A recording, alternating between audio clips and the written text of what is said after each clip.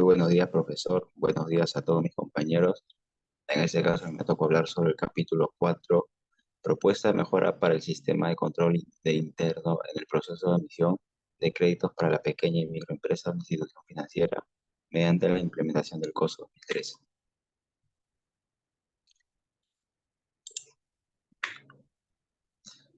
Bueno, tenemos lo que es el enfoque metodológico para elaborar las propuestas de mejora del sistema de control interno eh, en el proceso de emisión de créditos para la pequeña y microempresa de la institución financiera. Mediante la implementación del COSO 2013, se divide en tres etapas. La primera etapa vendría siendo la planificación, la segunda, el diagnóstico sobre los 17 principios, y la tercera etapa vendría siendo la determinación del plan de acción. Bueno, en la primera etapa, la etapa uno, planificación, bueno, tenemos la elaboración del cronograma de trabajo que indica las actividades por desarrollar y sus responsables, eh, la identificación del personal en- encargado de la admisión de créditos otorgado al segmento de pequeña y microempresa de la institución financiera, que forma parte de las encuestas, entrevistas y validaciones. También lo que tenemos que venir haciendo la determinación de los requerimientos de información que corresponden a los temas evaluados y asociados a los componentes, principios y atributos. Y por último, y no menos importante, tenemos la solicitud y acopio de la información correspondiente al punto anterior. En la etapa 2, diagnóstico sobre los 17 principios del COSO 2013, tenemos la revisión previa de, de la documentación disponible de la entidad según los cinco componentes, perdón, los 17 principios y los 76 atributos o puntos de consideración del marco COSO 2013. Programación y ejecución de las encuestas y entrevistas y validaciones con los responsables seleccionados de la subunidad. Para esto se identifica la información adicional a solicitar.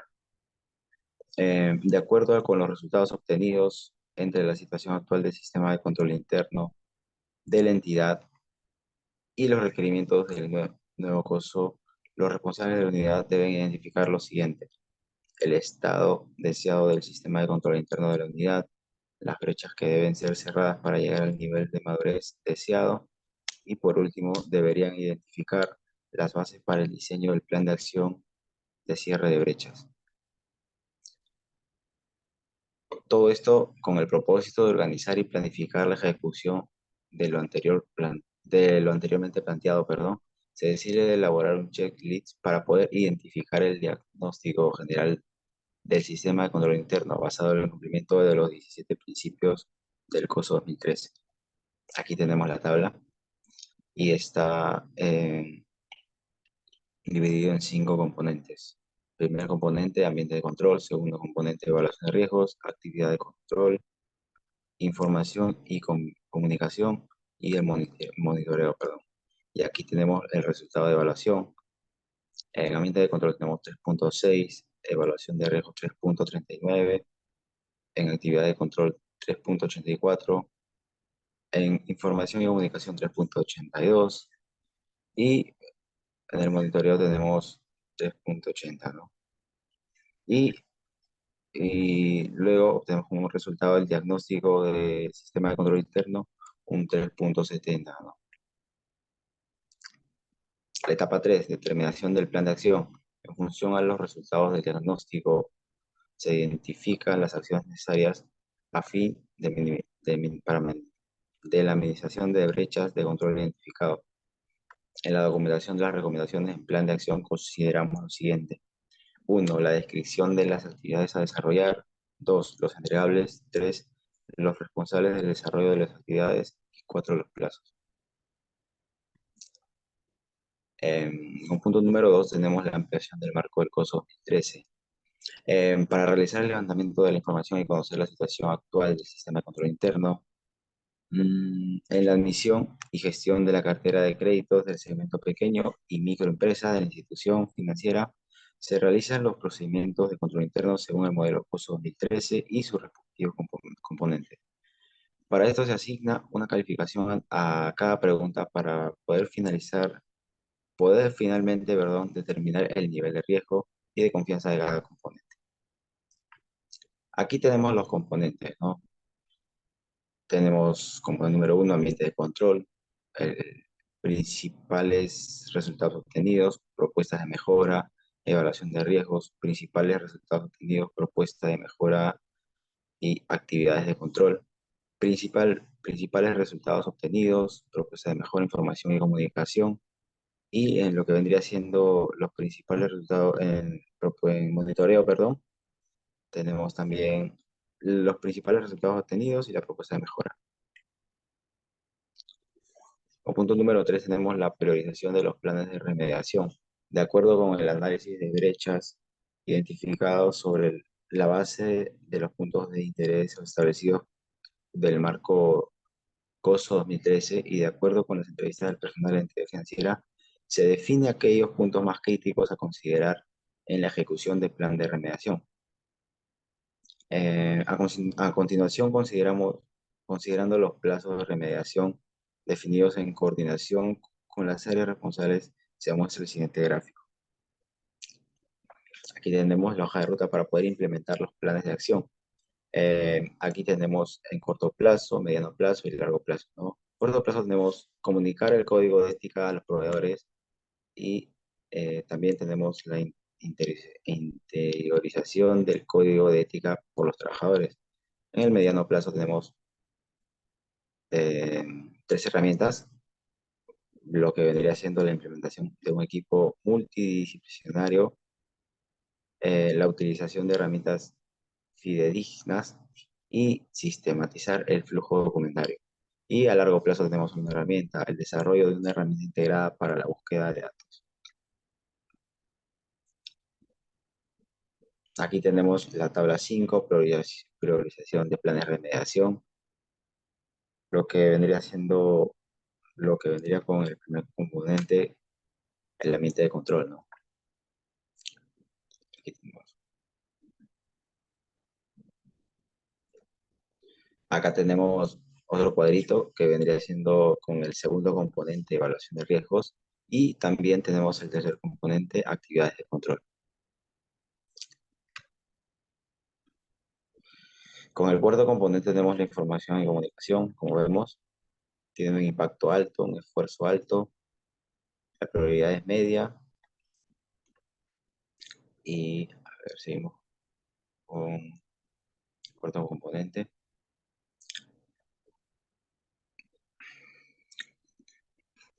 Para ir con las recomendaciones,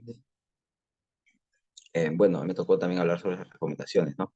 Primera recomendación, se sugiere establecer una comunicación clara, tanto como verbal como escrita, con los colaboradores de la unidad, pues la gerencia asume la existencia de procedimientos, mecanismos de evaluación y las retroalimentaciones que los colaboradores al, indican no conocer o conocer parcialmente, ¿no? A ver, otra recomendación vendría siendo, se recomienda la implementación de una herramienta de flujo documentario para que se agilice el proceso de aprobación de préstamos y se optimice el uso de los recursos, como vendría siendo la gestión y control efectivo o la eficiencia en el uso de los recursos, ¿no? Esto va a facilitar esto facilita que la información se comparta y se aproveche de forma más eficiente como un recurso colectivo.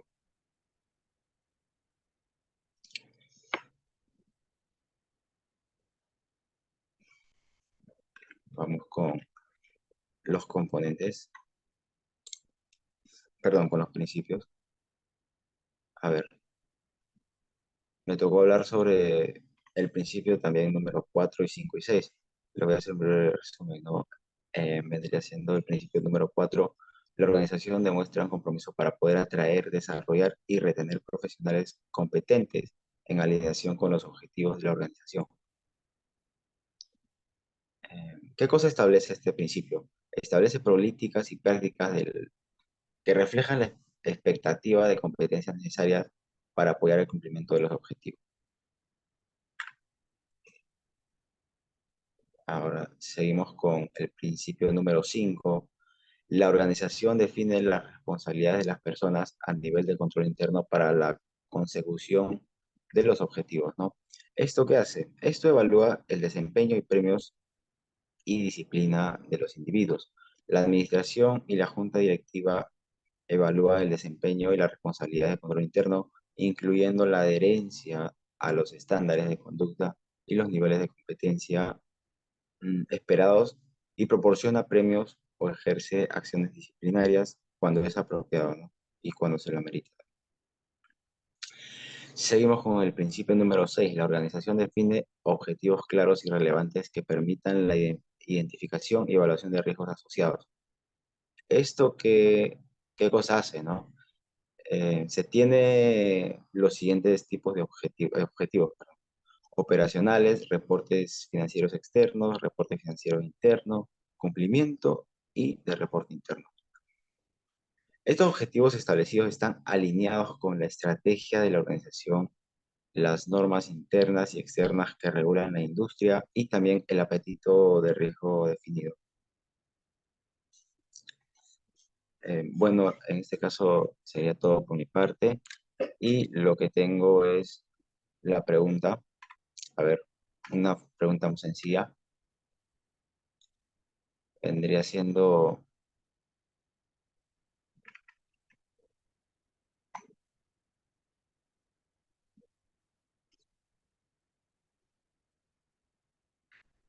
¿cuáles son las etapas